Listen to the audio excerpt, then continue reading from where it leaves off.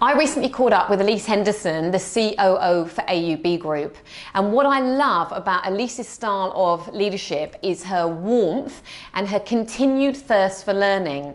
Elyse embraces knowledge, mentors, and is a natural teacher herself, which is what I think all good leaders are about. You're going to love this next part, which gives you real insight into what makes her tick. What is the point?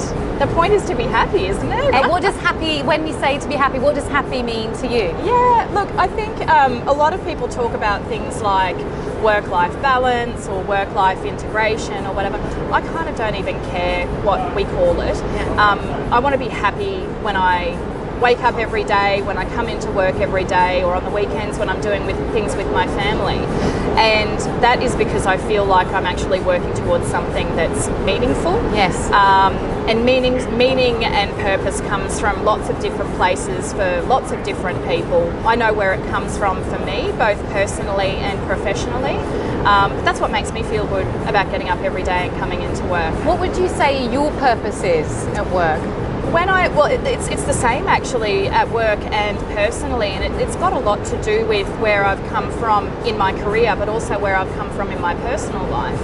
And that's about feeling like, for me personally, that someone's always got my back to help me grow and develop in my role and personally, but also making sure that I've always got the back of my team and my family and my friends around me as well. Yeah.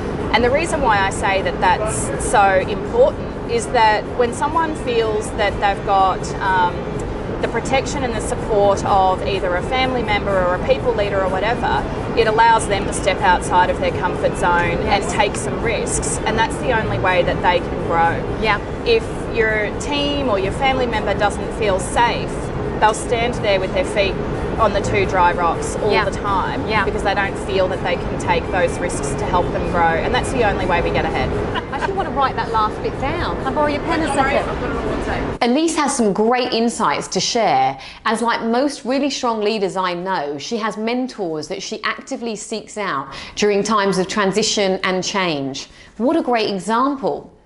She invests in herself. I had a mentor many years ago, a gentleman by the name of Stephen White, and he shared a bit of a metaphor with me. If you're going to cross a river and there are a series of stepping stones across that river, and you know, think of the river as being life or your career or something like that. He said you never want to have your feet on two dry rocks as you're crossing the river.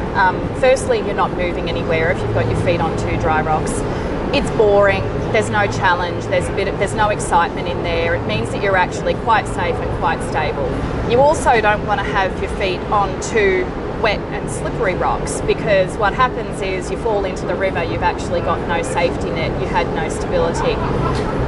When you're choosing whether it's a next step in your career or a decision that you want to take, you want to always have one foot on a wet rock and one foot on a dry rock.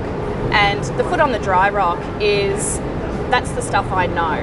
Yeah. That's the experience that I've got. They're the skills that I absolutely know that I possess and that I'm really passionate about and that are really strong and deeply held within me. And the wet rock is the stuff that I don't know. Yeah. So I can slip around on that wet rock a little bit, and that's the stretch, that's the discomfort or the learning zone.